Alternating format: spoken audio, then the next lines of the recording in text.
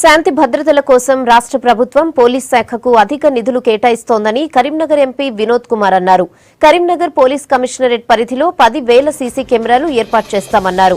స్థానిక డాక్టర్ స్ట్రీట్లోని నెహ్రూ విగ్రహం ఏరియాలో 43 హై రెజల్యూషన్ నైట్ విజన్ కెమెరాలను ఎమ్మెల్యే కమలాకర్తో కలిసి ఎంపీ ప్రారంభించారు. 120 మంది స్థానిక డాక్టర్లు 36 లక్షల రూపాయల విరాళాలను సేకరించి వీటిని ఏర్పాటు చేశారు. ప్రభుత్వ ప్రయత్నంలో ప్రజలంతా భాగస్వాములు కావాలని నేతలు కోరారు.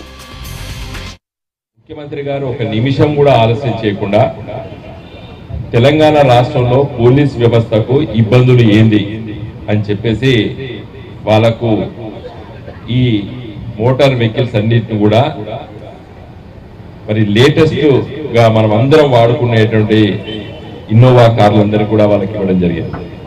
మీకు తెలుసు ఇదివరకు పోలీసు వారు ఎట్లుండేదంటే వాళ్ళకు వెహికల్స్ లేక అక్కడ ఉన్నటువంటి ఈ జీప్ డ్రైవర్లు బెదిరించి 1-2 రోజులు ఒక్కొక్క వారానికి ఒక్కొక్క జీప్ పెట్టింది.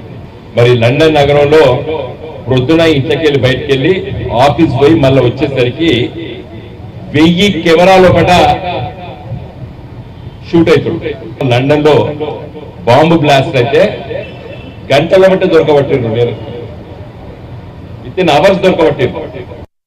ప్రపంచ దేశాలు చూడండి, అమెరికా కానీ, సింగపూర్ కానీ, చైనా కానీ చాలా అభివృద్ధిపరంగా పోయినాయి.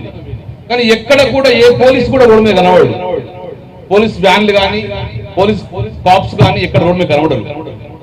ఈ యొక్క కెమెరాలే, ఒక్కొక్క కెమెరా 100 పోలీసుతో సమానంగా పనిచేస్తుంది. కాబట్టి అక్కడ ఎవరు కూడా పోలీసు కనబడకున్నా అక్కడ ఎలాంటి దొంగతనాలు కానీ, యాంటీ సోషల్ యాక్టివిటీస్ కానీ కనబడవు. ఎందుకంటే మేము చేస్తే ఆ కెమెరా పట్టుకుంటుంది అనేవి ఒక భయం మాత్రం వాళ్ళకు ప్రజల్లో ఉంటుంది. కాబట్టి ఎప్పుడు కూడా అట్లాంటి యాంటీ సోషల్ యాక్టివిటీ చేయాలని చెప్పి వాళ్ళ మనసులో కూడా రాదు. ఎందుకంటే భయపడతారు కెమెరాలు ఉన్నాయని చెప్పి. రాబోయే కాలంలో ఇది స్మార్ట్ తో పాటు సేఫ్టీ స్ట్రీట్ కూడా మారే పరిస్థితి. డెఫినెట్లీ సార్, కమలాసన్ రెడ్డి గారికి మనస్ఫూర్తిగా మీకు అభినందన తెలుస్తుంది.